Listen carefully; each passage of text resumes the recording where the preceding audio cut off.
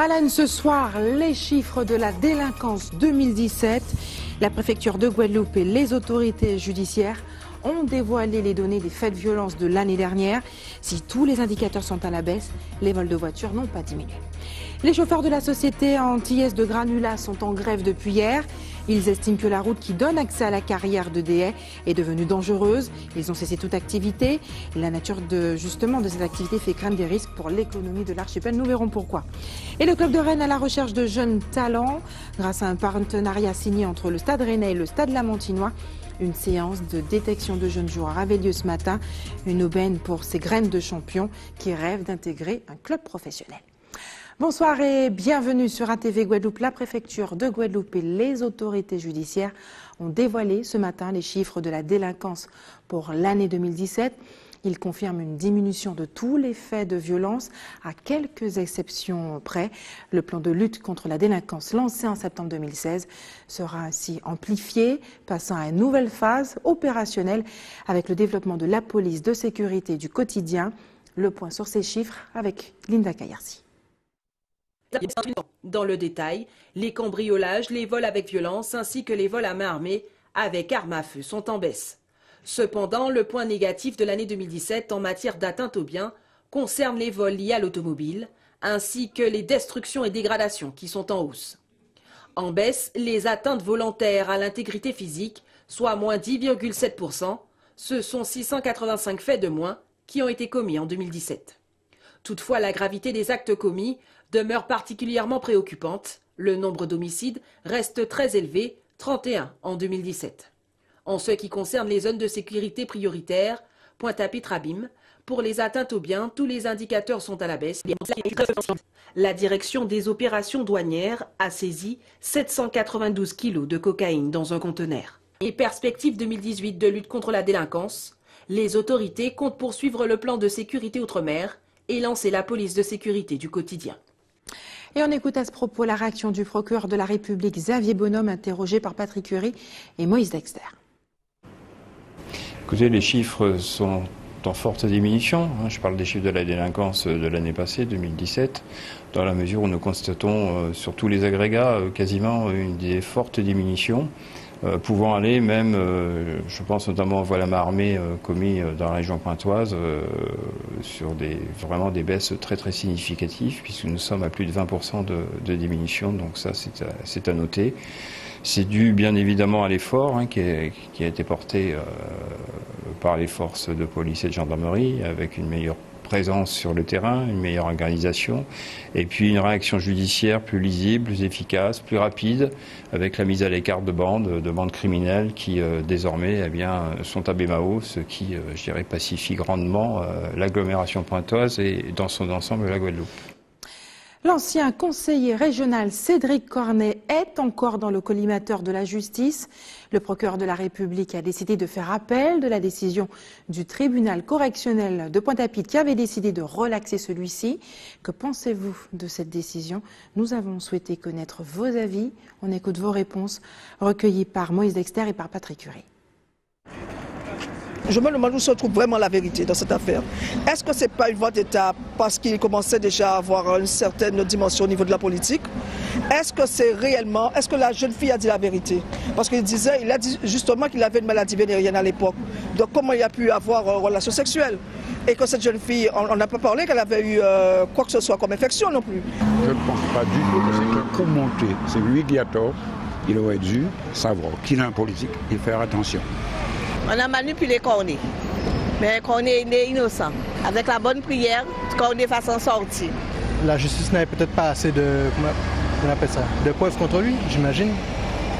Mais après, si on l'a acquitté, c'est sûrement par rapport à l'influence de son avocat. Je pense que c'est la vérité qui doit éclater et que je n'ai pas de parti pris. Donc c'est un jeune, il a tout l'avenir devant lui. Ça serait tout à fait normal qu'il arrive à s'en sortir si vraiment il est dans la justice.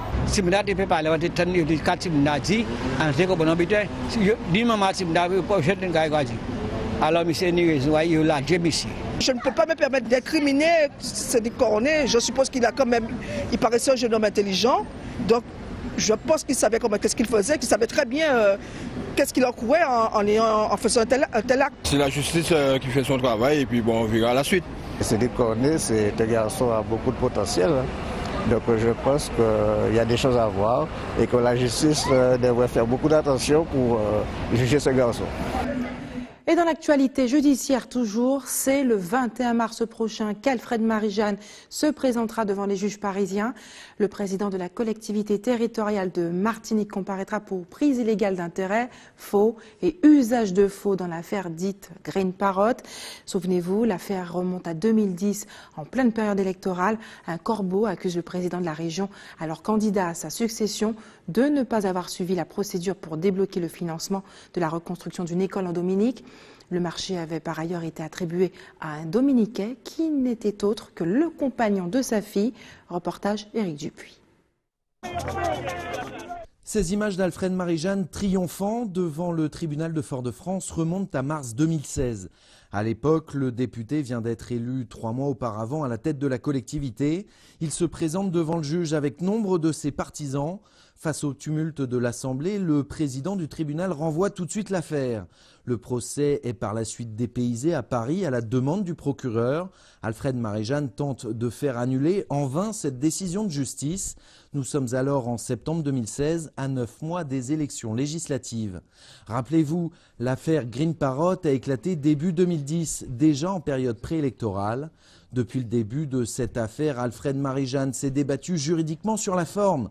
Mais il n'a jamais pu, le magistrat peut l'en contraindre. Les signatures de lettres et contrats de financement public, on parle de 200 000 € tout de même, qui ont transité de manière peu conventionnelle entre la préfecture et la région au moment des faits, il y a plus de 10 ans. Seulement aujourd'hui, Alfred Marie-Jeanne est moins soutenu politiquement et publiquement aussi. Il n'est plus député et sa carrière politique à 82 ans n'est plus vraiment un enjeu. Reste à l'homme de défendre son honneur qu'il estime bafoué dans cette histoire. Il en aura l'occasion le 21 mars prochain au Palais de justice de Paris. Il encourt de la prison, une forte amende et une peine d'inéligibilité. Retour en Guadeloupe. Depuis hier, les chauffeurs de la société antillaise de granulats ont entamé un mouvement de grève. Ils estiment que la route qui donne accès à la carrière de Déhay est devenue dangereuse. Il s'agit d'un mouvement qui pourrait avoir des conséquences sur l'activité économique car cette production est destinée à la construction de routes et à la fabrication de bâtons prêts à l'emploi. Reportage Jacques Canval, Patrick Curie, Moïse Dexter.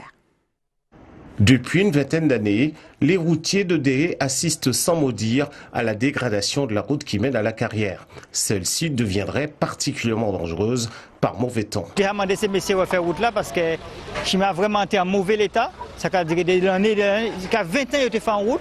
Après 20 ans, ils n'ont pas voulu refaire quand même. Donc finalement, ils ont refait route là de Tibouin, mais ils viennent plus mauvais qu'ils ont été. Et depuis hier, nous mobiliser pour nous dire, messieurs, refaire route là parce que ces camions-là pas arrivent à monter, qui sait, qui est mouillé, et c'est pourquoi ils ont où, ils ont matériel là. Des grévistes déterminés, consultés. Vous voulez faire.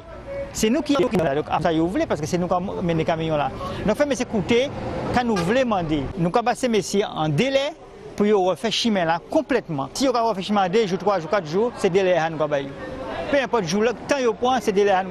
Et là, vous voyez que fin chemin là, nous allons reprendre le travail. Le rôle de cette carrière dans l'économie rend ce conflit particulièrement sensible. Si la commune de Déhay est optimiste quant au démarrage rapide des travaux de réfection, la direction n'a pas donné suite à notre demande de commentaires. Et ce week-end, il faudra certainement s'armer de patience si vous empruntez le pont de l'Alliance dans le sens Moule-Bemao. Route de Guadeloupe a entamé des travaux qui se poursuivront jusqu'à lundi. Les précisions d'Anne-Elisabeth Artsen. Depuis ce matin 6 h, le pont de l'Alliance est en chantier. Objectif, réparer ses joints de chaussée et ceux d'étanchéité. C'est notre premier jour. On a toute la première semaine des vacances pour effectuer ce boulot. Là, on est en train d'enlever le premier revêtement qui était vraiment abîmé, Donc, on utilise tous les moyens du bord, vous avez vu, parce que c'est de la résine, pour refaire le revêtement. C'est-à-dire, on va enlever tout ce qu'on est en train d'enlever là Là, on brûle parce que c'est de la résine, c'est plus facile à enlever en brûlant que si on y va directement, quoi. Après avoir retiré le précédent revêtement, les ouvriers effectueront les étapes suivantes tout au long de cette semaine de travaux. On va d'abord sabler l'existant. On va faire du sablage, c'est-à-dire le rendre vraiment plus rugueux pour que l'autre résine puisse s'accrocher encore mieux. On va passer une primaire, une couche de peinture. On va passer la résine et le saupoudrer de gravier. C'est un chantier d'une semaine. On est 8 aujourd'hui. Ça se fait tous les 10-15 ans, pas plus. Ça se fait pas très souvent du tout. Ces travaux de reprise du revêtement routier du pont de l'Alliance s'effectueront donc de ce vendredi au lundi 12 février. La circulation sera alors à double sens sur le tablier nord du pont. Puis, du lundi 12 au jeudi 15 février, la circulation sera basculée sur l'autre chaussée du pont, dans le sens Bema-Ouabim. Quand débuteront les travaux d'urgence pour en finir avec les tours d'eau et un retour à la normale dans les robinets? C'est la question que pose le collectif Au Secours Guadeloupe. Il s'était mobilisé tôt ce matin sur le pont de Sainte-Marie à Capesterre-Belle-Eau avant d'être très vite délogé par les forces de l'ordre. Le collectif, par la voix de ses porte-paroles Germain Parent et Harry Durimel, réclame un calendrier de démarrage des travaux Guadeloupe. Dans quelques minutes, nous le verrons avec le club rennais. Et puis nous irons en Guyane, au milieu des Touloulous, pour un tour carnavalesque. C'est le rêve de nombreux jeunes footballeurs, être repérés par un club de football professionnel.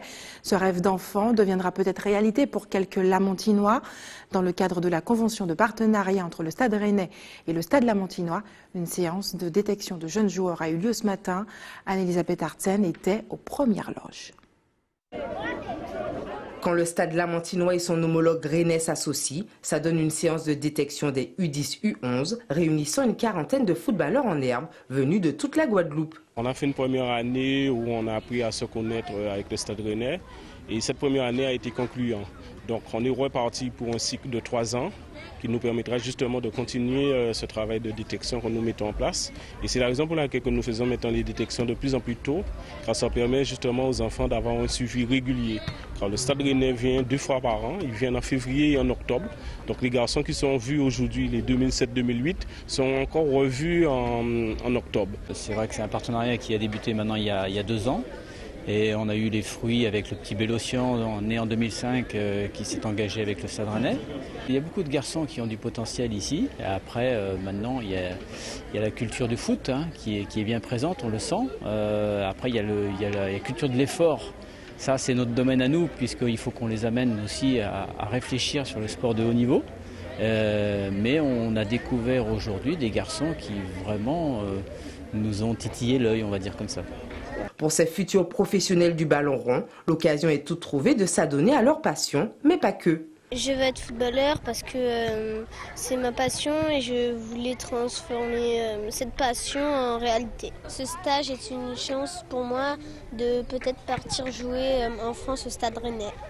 Ça représente peut-être une opportunité de partir à Rennes et de m'améliorer sur mes défauts. Je joue tous les postes, mais j'ai une préférence pour jouer sur les côtés à droite. Mon poste, c'est gardien. J'ai participé à ce stage parce que je voulais partir, aller jouer en France, à Rennes, et je veux devenir professionnel. Le Stade Rennais reviendra donc courant octobre pour poursuivre sa détection de talent. En attendant, le Stade Lamontinois intensifiera les séances de perfectionnement avec ces jeunes en vue de leur intégration au centre de formation de l'équipe rennaise dans quelques années. Et on leur souhaite bonne chance. L'opérateur EDF lance la 5e édition des prix EDF Pulse, un prix qui récompense les projets de jeunes entrepreneurs qui innovent pour faire progresser la société. Pour nous en parler ce soir, le délégué territorial d'EDF a accepté d'être avec nous ce soir. Raphaël Cipollin, bonsoir. Bonsoir. Merci d'avoir accepté notre invitation. Le prix Pulse, 5e édition. Expliquez-nous en quoi consiste ce concours exactement. Alors c'est un concours d'innovation qui est lancé par le groupe EDF chaque année, donc comme vous l'avez dit pour la 5e année cette année, qui est destiné aux start-up françaises et européennes. Et c'est un prix qui vise à récompenser les entreprises et les start-up et des PME innovantes qui prépare notre avenir électrique en réalité, puisque notre quotidien est fait d'usage de l'électricité. Et donc on souhaite mettre en lumière toutes ces entreprises qui innovent au service d'un monde, on va dire, d'un monde meilleur. Voilà. Alors c'est un concours national. Ce qui est bien, c'est qu'à la clé, il y a une récompense, et pas des moindres, 70 000 €, et une campagne de communication qui accompagnera justement ces 5 lauréats. Cette année, le thème retenu, c'est inventer notre avenir électrique. 5 prix seront décernés avec, je crois, 4 catégories. Absolument. Donc il y a 5 prix qui seront décernés, donc 4 prix par un grand jury et un prix qui sera un prix du public, puisqu'il y aura un vote sur Internet. Et donc les catégories qui sont retenues sont au nombre de 4. Il y a une catégorie autour de la Smart Home, donc là toutes les solutions technologiques qui vont pouvoir permettre de disposer d'un bâtiment plus économe, plus éco-responsable, plus intelligent. On a une catégorie qui est Smart Business, pour tout ce qui concerne l'amélioration de la performance opérationnelle des entreprises, mais aussi la performance sociale ou environnementale. On a une catégorie autour de la Smart Health, tout ce qui est la e-santé, donc l'amélioration des solutions pour la lutte contre le handicap, l'exclusion, mais aussi l'amélioration du bien-être et de la santé. Et une catégorie autour de la Smart City, où là on s'adresse plus à des solutions à destination des territoires, et donc des territoires innovants et des territoires au service des citoyens et des territoires plus tournés vers la transition énergétique. Donc de façon concrète, si moi j'ai une idée qui pourrait favoriser le bien-être des clients d'EDF, ça y est, je peux m'inscrire. Qui peut participer? Parce que ce n'est pas rien, il faut un certain peut-être niveau d'ingénierie pour développer ce genre de projet. Absolument. Alors on s'adresse à des entreprises, des PME, des start-up de moins de 30 salariés qui sont immatriculés en Europe avant le 21 février, puisque le 21 février 2018, c'est la date de clôture des inscriptions. Donc il faut que les start-up ou les candidats, en tout cas, soient enregistrés, immatriculés avant le 21 février 2018, avoir moins de 30 salariés et disposer d'ici le grand jury qui aura lieu au mois d'octobre, soit d'un prototype qui soit opérationnel, soit, alors on est carrément sur des entreprises qui peuvent avoir un produit qui soit déjà commercialisé, mais alors il faut qu'il soit commercialisé depuis moins d'1 an. Comment faire pour y participer? C'est très simple, donc il suffit de se rendre sur le site awards-pulse.edf.com et sinon de se rendre sur les réseaux sociaux ou encore sur Internet. On a accès au site EDF Pulse de façon très facile. Les salariés d'au moins 30 salariés, à quelle logique, quelle stratégie répond ce concours? Alors, en fait, si vous voulez, EDF a la conviction que le progrès humain se fera dans les années qui viennent par la collaboration et de la coopération entre des grandes structures, des grandes entreprises comme EDF ou comme d'autres, et des structures beaucoup plus légères, beaucoup plus rapides, beaucoup plus innovantes. Et donc, on pense que c'est réellement par la coopération entre ces deux types de structures et le partenariat entre ces types de structures qu'on va trouver les solutions que l'on recherche sur les sujets qui nous préoccupent, les sujets de société, la transition énergétique, l'efficacité énergétique, le mieux vivre ensemble. Est-ce une façon d'anticiper justement l'arrivée de fournisseurs alternatifs d'électricité, notamment en Guadeloupe où il n'en est pas encore question? Oui, alors la situation, on va dire réglementaire, et juridique fait que la question ne se pose pas en Guadeloupe. En revanche, c'est un enjeu pour EDF au niveau national, qui lui est confronté à la concurrence typiquement, de prouver qu'on est une entreprise innovante et à la pointe de la technologie et qui permet aussi de se différencier évidemment des concurrents. Raphaël Cipolla, merci d'avoir accepté notre invitation. Nous passons à un tout autre sujet, on change d'ambiance. Nous allons en Guyane tous les samedis. L'orchestre Paganum se produit à Saint-Laurent du Maroni en Guyane. Un moment d'évasion pour la population de l'ouest du territoire qui peut avoir son propre dancing de carnaval. On regarde le reportage de Grace Laure-Phillips. Grâce à Paganon, Saint-Laurent a retrouvé ses balles-parts et masquées, une opportunité rendue possible grâce au dévouement de Franck Thomas qui nous explique sa démarche. Chaque année, nous essayons de pouvoir faire perdurer ce carnaval à Saint-Laurent du Maroni pour éviter que tout un chacun puisse aller à Cayenne. Et donc, effectivement, il y a une grosse demande. Et nous demandons tout simplement à la population de participer et je sais qu'elle va participer. Et même si Orlane Jetfar, Francis Nugent et les autres musiciens de la formation retrouvent avec plaisir leur public, la chanteuse n'hésite pas à faire respecter la tradition en insistant sur la présence des Touloulous. Et c'est vrai que dans l'Ouest, on s'amuse différemment. C'est pas pareil, c'est plus convivial, ça garde son authenticité et c'est pourquoi on tient avec Pagano à garder justement, à préserver ou en tout cas perdurer les balles parées masquées à Saint-Laurent. Donc je leur ai interdit de danser si elles n'étaient pas masquées. Et ce soir, elles seront là, elles seront masquées parce qu'elles avaient tellement envie de danser, elles étaient frustrées parce qu'elles n'avaient pas le droit de danser. Moi, je tiens à préserver la tradition. Il n'est pas question qu'une femme non masquée danse au Kumaru Lounge avec Pagano. Il n'en est pas question. Les Touloulous de l'Ouest peuvent désormais s'amuser en toute sécurité sans devoir affronter la route pour retrouver la chaleur des soirées parées masquées. Ça m'est arrivé de devoir aller à Cayenne, c'est trop dommage. On trouve pas trop génial que ça se passe à Saint-Laurent. La démocratisation de notre carnaval n'en est qu'à ses débuts, des débuts bien prometteurs. Et c'est l'heure des informations pratiques maintenant. Faites des réserves d'eau si vous habitez dans la commune de Saint-François ou encore celle du Gosier. Les coupures sont prévues demain chez vous à partir de 18h, dimanche à Saint-François à partir de 18h, avec un retour à la normale à 6h du matin. L'équipe de l'établissement français du sang vous donne rendez-vous demain au centre culturel de Sainte-Anne toute la matinée. Et puis lundi, le lieu du rendez-vous sera fixé au boulevard de l'Hôpital, directement au centre de l'EFS. De 8h à 15h30. Enfin, si vous avez des informations à nous communiquer, n'hésitez pas à nous appeler au 60 11 2 fois. Voilà, c'est la fin de notre édition locale et régionale pour ce vendredi 9 février. Avant de se quitter, je vous rappelle les principaux titres de ce jour. Nous l'avons vu ce soir, les principaux chiffres de la délinquance 2017 ont été dévoilés par la préfecture de Guadeloupe et les autorités judiciaires. Si tous les indicateurs sont à la baisse, les vols de voitures n'ont pas diminué, les trafics de drogue, les saisies de drogue sont en augmentation. Et les chauffeurs de la société antillaise de Granula sont en grève depuis hier. Ils estiment que la route qui donne accès à la carrière d'EDF est devenue dangereuse. Ils ont insisté le stade de la Montinois. Ce détecteur avait lieu ce matin, une aubaine pour ces graines de champions qui intégreront probablement ce centre de formation professionnelle. Merci d'avoir choisi ATV Guadeloupe. Je vous souhaite une excellente soirée, un très bon week-end. On se retrouve lundi.